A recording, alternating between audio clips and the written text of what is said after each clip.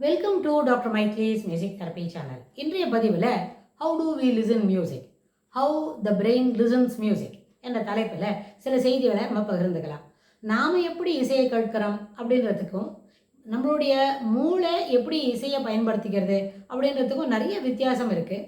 ஆனால் to begin with how to we listen music என்ற தலைப்பில் சேர்த்து நம்மளோட மூளை எப்படி இசையை கிரகிச்சுக்கிறது அப்படின்னு நம்ம பார்க்கலாம். முதல்ல என்ன பண்ணுறோம், எங்கேருந்து சவுண்டு வந்தாலும் அந்த சவுண்டு வந்து ஜாரிங் சவுண்டாக இருந்தாலும் ஸ்ட்ரக்சர்டு சவுண்டாக இருந்தாலும் அன்ஸ்ட்ரக்சர்டு சவுண்டு அப்படின்னு சொன்னால் எப்படியோ ஒரு செவுத்தில் பட்டு வர்றது மாதிரி சத்தம், ஒரு கார் ஹாரன் அது போல் இருந்தால் எல்லாமே நம்மளோட காதில் இருக்கிற இயர் ட்ரம் வரைக்கும் போகும். அது வரைக்கும் அது ஒரு மெக்கானிக்கல்ஸ் இம்பல்ஸ். அந்த கார் சத்தமாக இருந்தாலும் எதாக இருந்தாலும் அந்த காதோட இயர் ட்ரம்மை தாண்டி உள்ளுக்குள்ளே போய் அதை கடந்து அது போகும்போது மூளையில் போய் ப்ராசஸ் பண்ணும்போது it's being processed as electrical impulse. அப்படி தான் நம்ம கேட்குறோம். அது எங்கே இதெல்லாம் இந்த செவியிலேருந்து போகக்கூடிய செய்தியெல்லாம் ப்ராசஸ் பண்ணுறதுக்குன்னு நம்ம மூளையில் ஒரு இடம் இருக்குது, பரேட்டல் லோபுன்னு பேர். அந்த பரேட்டல் லோபில் என்ன விதமான சத்தம் வருது, அது ஒருத்தர் பேசுகிற மாதிரி இருக்குதா, அது ஒரு மொழியா, இல்லை அது போனால் ஒரு இசையா, இல்லை போனால் ஒரு சாதாரண சத்தமான சத்தமாக, வெறும் சாதாரண சத்தமாக அப்படின்னு. சத்தமான சத்தம்னா பெரிய சவுண்டு, சின்ன சாதாரண சத்தம்னா நம்ம சாதாரண ஒரு கீழே இருக்கிற ஒரு புஸ்தகம் கீழே விழுது, இல்லாட்டி போனால் ஒரு டம்ளர் கீழே போடுறோம் அப்படின்னு, அதுபோல் சாதாரண சத்தமாக அப்படின்லாம் நம்ம தெரிஞ்சுக்கிறது. அது மூளை அதை ப்ராசஸ் பண்ணி நம்ம தெரிஞ்சுக்க முடியும். ஆனால் அதே மாதிரி இசை என்ன கேட்கும்போது இசைக்கு என்ன எத்தனை விதமான வழிமுறைகள் இருக்குது. அதாவது கலைகள் 1000 கலைகள் 64 அப்படின்னு சரஸ்வதியை பற்றி நம்ம ஒரு ஸ்லோகம் சொல்லும்போது அதை நம்ம இந்த தமிழ் பாட்டை சொல்லி தான் நம்ம சரஸ்வதி தேவியை வணங்குறது வழக்கம். அப்படின்னு சொன்னால் அவள் அந்த 1000 கலைகள் 64 நம்மளுக்கு தரணும்னு நம்ம கேட்டு வணங்கி கேட்டுப்போம். ஆனால் 64 காலையும் ஒருத்தருக்கே வரத்துக்கு வாய்ப்பில்லை. ஏன்னா அது அத்தனை நுணுக்கமான விஷயங்களை ஒரே மந்தரே கற்றுக்கொள்கிறதுக்கு ஒரு வாழ்க்கையோட வயது போகாது. ஒரு 40 வயசுக்கு அப்புறம் புது விஷயங்கள் கற்றுக்க முடியாது. அதுக்கு முன்னாடியே ஒரு 8 வயசுக்கு முன்னாடி கற்றுக்க ஆரம்பித்தா அது மனசில் நிற்காது. ஸோ பிட்வீன் 15 and 45 அப்படின்னு சொன்னால் அந்த 30 வருஷத்துக்குள்ளே என்னெல்லாம் கற்றுக்க முடியும் அப்படின்னு சொன்னால் அவ்வளோதான் நம்மளுக்கு வரும். அதுலேயே அதை ரிஃபைன் பண்ண முடியுமா, ஃபைன் பண்ண முடியுமா, சூப்பர் ரிலேட்டிவ் டிகிரியில் அதை நம்ம வச்சுக்க முடியான்னு கேட்டால் அது எல்லாமே பெரிய கொஷின் மார்க் தான். அதனால் இசை என்று சொல்லும்போது இசைக்கு தொடர்புடைய செய்திகளை, இசைக்கு தொடர்புடைய விஷயங்கள், லயம், ஸ்ருதி, அது என்ன இங்கிலீஷில் சொல்லணும்னா டிம்பர், டெம்ப், அதெல்லாம் நம்ம தெரிஞ்சுக்க முடியும். இது எல்லாமே ஸ்ருதி மாதா லயப் பிதான்னு சொல்கிறோம். ஸ்ருதி என்ன சொன்னால் பேசிக் ஆதார ஆக்டேவ். அதாவது இசை எல்லாமே it is being structured in the way of it is related to octave only. எந்த ஆக்டேவில் நம்மளால் பாட முடியுது, எந்த ஷார்ப்பில் நம்மளால் வாசிக்க முடியுது, எந்த மாதிரி லயத்துக்கு நம்மளால் அது அந்த இசையை மீட்டு கொண்டு வர முடியும். இசை லயம் இல்லாத போனால் அந்த இசை என்ன பண்ணாது, பரிமளிக்காது. ஸ்ருதி இல்லாமல் போனால் எப்படி இருக்கும்னு கேட்டால் எங்கள் பெரியவங்களாம் நான் இசை வகுப்பில் போகும்போது சொல்கிற பழக்கம் உண்டு, அம்மா இல்லாமல் ஒரு குழந்தை இருக்குது அப்படின்னு சொன்னால் எப்படி இருக்கும், அது அன்பாக பரிவாக பார்த்துக்கிறதுக்கு யாரும் இல்லைன்னு அர்த்தம். அப்போ யாரும் இல்லாத ஒரு குழந்தை எப்படி தானே மேலுக்கு வரணும் அப்படின்னு சொன்னால் it has to struggle a lot to come up. அது மாதிரி இந்த இசைக்கு ஸ்ருதி சேரலைன்னா என்ன இது அம்மா இல்லாத குழந்தை மாதிரி அழுதுன்னு இருக்கு அப்படின்னு ஒரு அனக்டேட்டுக்கு சொல்லுவாங்க. அது வந்து காமெடி இல்லை, ஐயோ நம்மளை அப்படி சொல்லக்கூடாதுன்னு சொல்லி நாங்கள்லாம் என்ன பண்ணுவோம், வகுப்பில் ரொம்ப சிறப்பாக அதை பாடணும், தவறு இல்லாமல் பாடணும்னு ஒரு கட்டுப்பாடோட மனசுக்குள்ளே வச்சுப்போம். ஸோ இது எல்லாம் இப்படி போகிறதுன்னு சொன்னால் இந்த அடிப்படையில் அப்போது வந்து கலாச்சாரத்துக்கு தகுந்த மாதிரி இசை நம்மளோட பயன்பாட்டுக்கு இருக்கும்.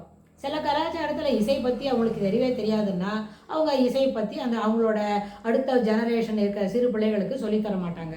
அதான் ஒரு phenomenal improvement, phenomenal growth, phenomenal attractiveness அப்படி பார்க்கணுன்னு சொன்னால் யூனிவர்சலி எல்லா கல்ச்சர்லேயும் இசை என்றது உண்டு. அந்த இசையை அப்ரிஷியேட் பண்ணுறது it is basically related to cultural. நம்மளோட யூனிவர்சல் கல்ச்சர் இருக்கா மாதிரி ஒரு கல்ச்சர் அதான சமுதாயம், அந்த சமுதாயத்துக்கு அவங்களோட பாரம்பரியத்துக்கு ஏற்ப நம்ம இசையை அப்ரிஷியேட் பண்ணணும். இசையை உணர்ந்து என்ன மனசுக்குள்ளே ஏற்புடையதாக வச்சுக்கிட்டு பாடுறோம்னு சொன்னால் அதுக்கு கலாச்சாரம் ஒரு பெரிய பின்னணியில் நிற்கும் அப்படின்னு நம்ம சொல்கிறோம். ஆனால் மியூசிக் அப்ரிசியேஷன் இஸ் என்ன definitely it's related to cultural aspects தான். ஆனால் யூனிவர்சலி இசை கேட்கிற பழக்கம் உலகம் ஃபுல்லாக உண்டு. இசை எப்படி ப்ராசஸ் பண்ணுறது, நம்மளோட மூளைக்கு போகும். சரி, பிரெயின் எப்படி பர்சீவ் பண்ணுறது அப்படின்றத நம்ம பார்ப்போம். ஒரு இப்போ நம்ம உட்காந்துருக்குறோம், வெளியில் மழை பெய்யுது, நம்ம வீட்டு மேலே மழை விழுற சத்தம் கேட்கும். நம்ம கார் ஓட்டின்னு போகிறோம், கார் மேலே மழை துளிகள் வேகமாக விழும்போது ஒரு சத்தம் கேட்கும். சரியா? It patters on the top of the car, அது நம்மளுக்கு தெரியும். அதே மாதிரி ஒரு மழை வேகமாக போயிடுது, அருவியில் ஃபால்ஸில் ஜலம் தண்ணி வேகமாக வரும்போது அது ஒரு சவுண்ட் இருக்கும். ஸோ இதெல்லாம் நேச்சுரலாக இயற்கையாக கிடைக்கிற சவுண்டாக இருந்தாலும் how to we perceive this?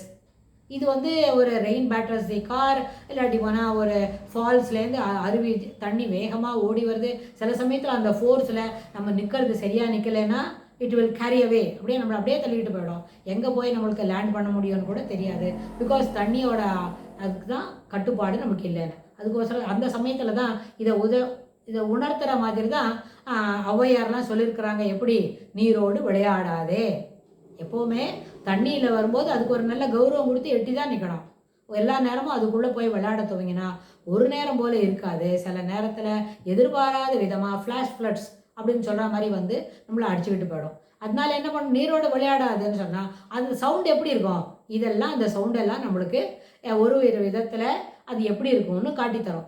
அந்த மாதிரி யோசிக்கும் பொழுது இசைன்னு சொன்னால் எப்படி சவுண்டு ரீப்ரொடியூஸ் பண்ணுறோம், இதெல்லாம் திருப்பி ரீப்ரொடியூஸ் பண்ணுறோம். இதே போல் இப்போ மழை பெய்கிற மாதிரி ஒரு 1/4 மணி நேரம் கழிச்சு பெய்யுமா? அந்த அளவுக்கு அதே மாதிரி அந்த வால்யூமினஸ் சவுண்டு கிடைக்குமா? இருக்காது. அருவியில் நீர் வீழ்ச்சியில் நீர் கொட்டுறது நிறுந்துட்டா அதே போல் வேகம் இருக்குமா? இருக்காது. You can not reproduce it again இந்த சேம் வேவ் லென்த், அந்த ஃப்ரீக்வன்சியில் பண்ண முடியாது. அப்புறமா அருவியில் தண்ணி குறைவாக கொட்டும்போது குறைவான இதுதான் இருக்கும்.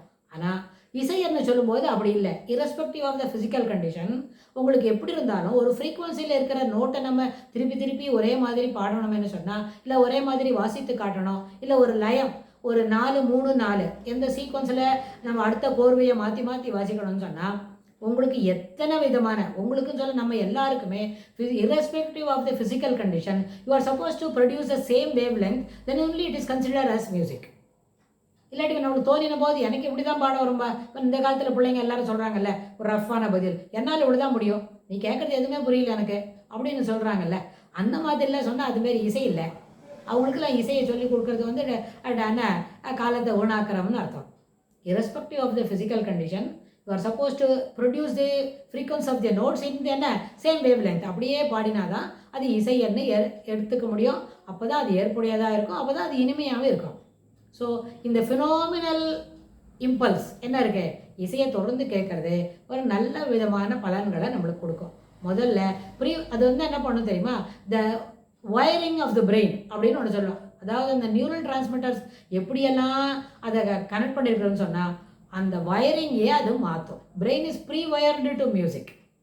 இந்த இசையை நம்ம தொடர்ந்து கேட்கறதுக்கு ஆரம்பித்தாக்க நம்ம பிரெயின் என்ன பண்ணணும், ஏற்கனவே ஒரு வீட்டில் எலக்ட்ரிக்கல் கனெக்ஷன்ஸ்லாம் கொடுத்து ஒன்று இருக்குது. ஒரு பல்ப் ஒண்டி போட்டால் போகிறோம், ஒரு கனெக்ஷன்ஸ் வந்து டியூப் லைட் ஒண்டி ஃபிக்ஸ் பண்ணால் போகிறோம். அந்த சுவிட்ச் போட்டால் எப்படி எல்லா லைட்டும் நம்மளுக்கு வந்து ரெடி டு க்ளோ அப்படின்ற மாதிரி the brain is pre-wired to music when we are listening music regularly.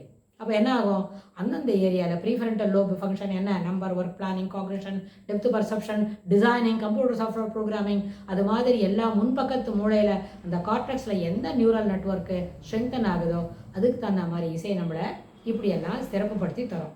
So how to we listen music, இப்படியெல்லாம் காது வழியாக கேட்குறோம், அதை இனிமையான அளவில் என்ஜாய் பண்ணுறோம். இதுவே பிரெயின் எப்படி ப்ராசஸ் பண்ணுறது அப்படின்னு சொன்னால் இந்த சவுண்டு வந்த உடனே இட் கெட்ஸ், அதாவது ஒரு மெல்ட்டிங்காக இருந்தால் இப்போ விளையாட்டுக்கு ஒரு காமெடியை ஒன்று சொல்லணும்னு சொன்னால் சாதாரணமாக நிறைய சாப்பாடு எல்லாருமே சாப்பிட்றோம்.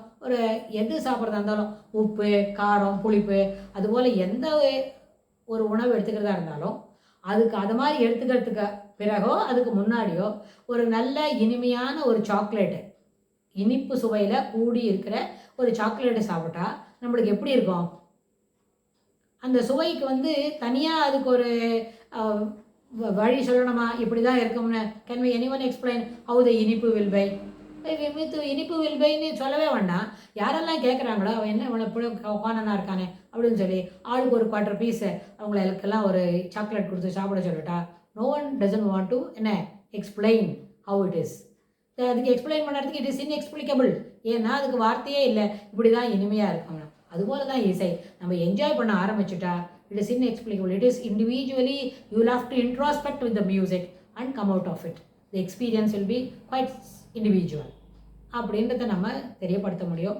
இதுக்கு தொடர்புடைய செய்திகளை இன்னும் விவரமாக வரப்போகிற பகுதிகளில் பார்க்கலாம். தேங்க்ஸ் ஃபார் வாட்சிங்.